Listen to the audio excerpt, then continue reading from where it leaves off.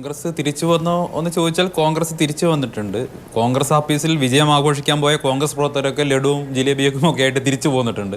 ആ വിജയ പരിപാടികളൊക്കെ അവസാനിപ്പിച്ചവർ തിരിച്ചു പോന്നിട്ടുണ്ട് എന്നാണ് ലൈറ്റർ നോട്ടിൽ എനിക്ക് അതിനെക്കുറിച്ച് പറയാനുള്ളത്. ജനാധിപത്യത്തിൽ രണ്ടാം സ്ഥാനത്തിന് വലിയ പ്രസക്തിയൊന്നുമില്ല, ഒന്നാം സ്ഥാനത്തിന് മാത്രമാണ് പ്രസക്തിയുള്ളത്. അവർ തിരിച്ചു വന്നിട്ടുണ്ടെങ്കിൽ അത് അവരുടെ കാര്യമാണ്. അവർക്ക് ജനാധിപത്യത്തിൽ പ്രവർത്തിക്കാനും തെരഞ്ഞെടുപ്പിൽ മത്സരിക്കാനും ഒക്കെ അവകാശമുണ്ട്. ജനങ്ങളുടെ വിധി അവർക്ക് അനുകൂലമാണെങ്കിൽ അവർക്ക് ഭരിക്കാനും അവകാശമുണ്ട്. തൽക്കാലം ജനങ്ങളുടെ വിധി ഞങ്ങൾക്ക് അനുകൂലമാണ്.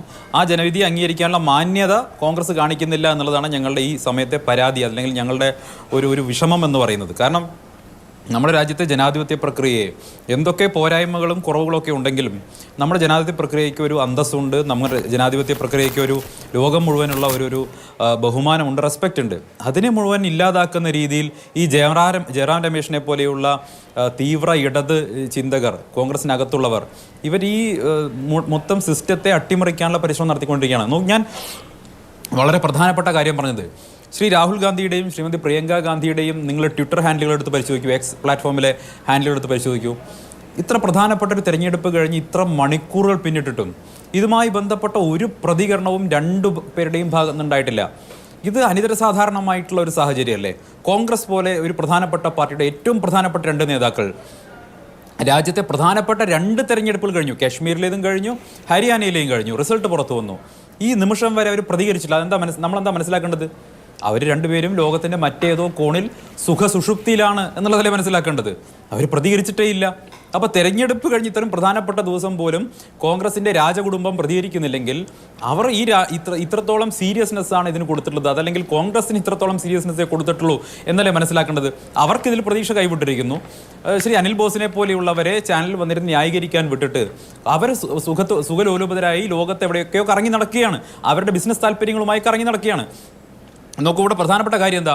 ഇപ്പോൾ അനിൽ ബോസ് പറയുന്നത് ഇത് പൊതുസമൂഹത്തിൻ്റെ വികാരം പ്രതിഫലിപ്പിക്കുന്ന തെരഞ്ഞെടുപ്പ് ഫലമല്ല ഉണ്ടായത് എന്നാണ് അവർ പറയുന്നത്. വാസ്തവത്തിൽ കോൺഗ്രസ് ഒരു പാരലൽ വേൾഡിൽ ജീവിക്കുന്നതുകൊണ്ടാണ്. കോൺഗ്രസിൻ്റെ നേതാക്കന്മാരും കോൺഗ്രസും ജീവിക്കുന്നത് ഒരു പാരലൽ വേൾഡിലാണ്. ആ പാരലൽ വേൾഡിൽ ജീവിക്കുന്ന ആളുകൾക്ക് വാസ്തവത്തിൽ ഗ്രൗണ്ട് ലെവലിൽ ഒരു ബന്ധവുമില്ല, അവർക്ക് അണ്ടർഗ്രൗണ്ടിലാണ് ബന്ധമുള്ളത്. അവർ ഭൂമിയുടെ അടിയിൽ അവരെ സംസ്കരിച്ചിരിക്കുകയാണ് ജനം. അതുകൊണ്ട് തന്നെ അവർക്ക് പ്രതലത്തിൽ എന്താണ് നടക്കുന്നതെന്ന് സംബന്ധിച്ച് ഒരറിവുമില്ല.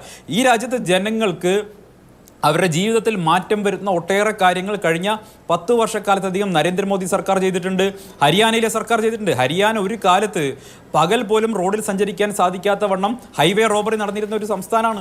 ഇപ്പം നോക്കൂ, നമ്മുടെ ഇവിടെ കേരളത്തിൽ വന്ന് ATM റോബറി നടത്തിയ ആളുകൾ പോലും നമുക്കറിയാം ഹരിയാനയിൽ നിന്ന് കേരളത്തിൽ വന്നിട്ടാണ് റോബറി നടത്തുന്നത്. അവർക്കറിയാം കളവ് ചെയ്യാനും കൊള്ള ചെയ്യാനും പറ്റിയ സ്ഥലം ഒരുപക്ഷെ കേരളമാണെന്ന് തിരിച്ചറിഞ്ഞുകൊണ്ട് ഇങ്ങോട്ട് വന്നായിരിക്കാം. പക്ഷേ ഹരിയാനയിൽ ഇപ്പോൾ അത്തരം കാര്യങ്ങളൊക്കെ വളരെ കുറവാണ്. അവിടെ ക്രമസമാധാന നിലയുണ്ട്. അവിടെ വളരെ കാര്യങ്ങൾ നേരത്തേതിനേക്കാളും എത്രയോ നന്നാക്കാൻ അവിടുത്തെ മനോഹർലാൽ ഖട്ടർ ഗവൺമെന്റിനും അതിനുശേഷം വന്നിട്ടുള്ള ഗവൺമെന്റിനും സാധിച്ചു എന്നുള്ളതാണ്.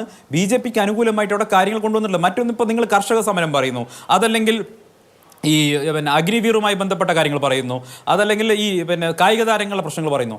നോക്കൂ, ഈ മേഖലകളിലൊക്കെ അവിടെ BJPക്ക് നിങ്ങൾ ഉയർത്തിയിട്ടുള്ള നറേറ്റീവുകളെ തകർക്കാൻ കഴിഞ്ഞിട്ടുണ്ട്. കർഷക സമരവുമായി ബന്ധപ്പെട്ട് നിങ്ങൾ പറയുന്ന പോലെ യഥാർത്ഥ കർഷകരല്ല അവിടെ സമരം ചെയ്തതെന്ന് ഹരിയാനയിലെ ജനങ്ങൾക്കറിയാം. അവിടെ സമരം ചെയ്തിട്ടുള്ളത് ഇടനിലക്കാരായിട്ടുള്ള ആളുകളാണ്. കർഷകരെ ചൂഷണം ചെയ്ത് ജീവിച്ചിരുന്ന ഇടനിലക്കാരായിട്ടുള്ള ആളുകളാണ് സംഘർഷത്തിലേക്ക് കൊണ്ടുപോയതെന്നും രാജ്യവിരുദ്ധ ശക്തികൾ അത് മുതലെടുത്തു എന്നുള്ളതും, അതിനേക്കാൾ ഉപരി ജനുവരി 26 ചെങ്കോട്ടയിൽ കടന്നു എന്നുകൊണ്ട് നമ്മുടെ ആഗസ്റ്റ് 15 ചെങ്കോട്ടയിലേക്ക് കടന്നു നമ്മുടെ ദേശീയ പതാക ചെയ്തതിന് എന്തിനാണ് ഈ 3 നിയമങ്ങളും പിൻവലിച്ചത്? അങ്ങനെ ചെയ്യാൻ പാടുണ്ടോ? അങ്ങനെയാണെങ്കിൽ കർഷകർക്ക് ഒരു പ്രശ്നവും ഇല്ലെങ്കിൽ അല്ല, നമ്മുടെ അതിന് വളരെ പ്രധാനപ്പെട്ട കാര്യമുണ്ട്. നോക്കൂ, വളരെ സ്ട്രാറ്റജിക്കലായിട്ടുള്ള ഒരു തീരുമാനം തന്നെയാണ് അതിലെടുത്തതെന്നാണ് ഞാൻ വിചാരിക്കുന്നത്. അത്തരത്തിൽ പിൻവലിക്കുക എന്നുള്ളതല്ല, മറിച്ച് പഞ്ചാബ് പോലൊരു സംസ്ഥാനം വീണ്ടും ഖലിസ്ഥാൻ തീവ്രവാദികളുടെ നറേറ്റീവിലേക്ക് വീണു പോകരുത് എന്ന ദേശസുരക്ഷാപരമായിട്ടുള്ള നിലപാട് അക്കാര്യത്തിൽ ഗവൺമെന്റ് സ്വീകരിച്ചു എന്നാണ് ഞാൻ മനസ്സിലാക്കുന്നത്.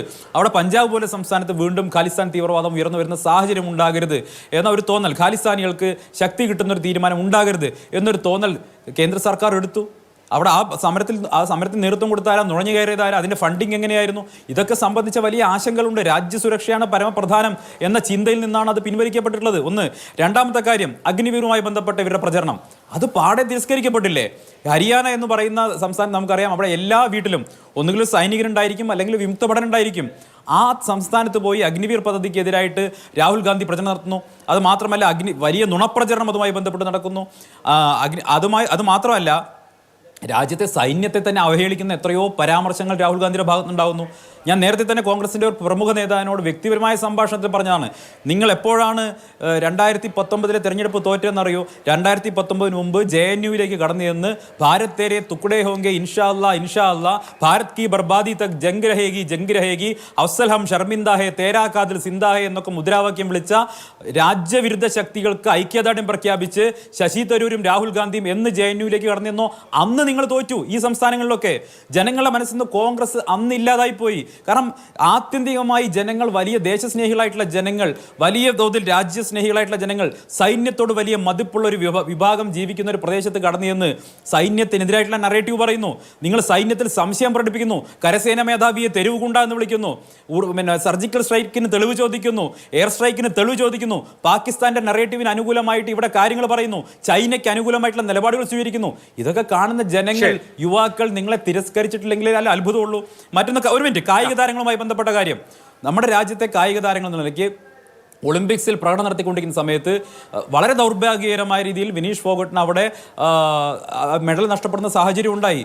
നമുക്കൊക്കെ വലിയ വിഷമ കാര്യത്തിലുണ്ട്. നമ്മുടെ ഗവൺമെൻറ് അക്കാര്യത്തിൽ വളരെ ചെയ്യാൻ കഴിയുന്ന കാര്യങ്ങളൊക്കെ ചെയ്തിട്ടുണ്ട്. പക്ഷേ അതൊന്നും ഗവൺമെൻറ്റിൻ്റെ കയ്യിലുള്ള കാര്യമില്ല. ഒളിമ്പിക് കമ്മിറ്റിയുമായി ബന്ധപ്പെട്ട കാര്യങ്ങളാണ്, അവിടുത്തെ നിയമങ്ങളാണ്. നമ്മുടെ ഗവൺമെൻറ് പ്രത്യേകിച്ച് അതിലൊരു കാര്യം ചെയ്യാൻ സാധിക്കില്ല. നമുക്ക് വലിയ സഹതാപം, വിഷമമുണ്ട്. പക്ഷേ ഒളിമ്പിക്സ് നടക്കുന്ന ഘട്ടത്തിൽ നമ്മുടെ രാജ്യത്തെ ഗവൺമെൻറ്റിന് അതിലെന്തോ പങ്കാളിത്തമുണ്ട്, നമ്മുടെ രാജ്യത്തെ ഗവൺമെൻറ് ഗൂഢാലോചന നടത്തിയിട്ടാണ് വിനീഷ് ഫോഗട്ടിന് മെഡൽ നഷ്ടപ്പെട്ടത് എന്ന രീതിയിൽ പാർലമെന്റിലടക്കം ഉന്നയിച്ചുകൊണ്ട് രാജ്യത്തെ നാണം കെടുത്താൻ വേണ്ടി രാഹുൽ ഗാന്ധിയും സംഘവും നേതൃത്വം നൽകിയില്ലേ?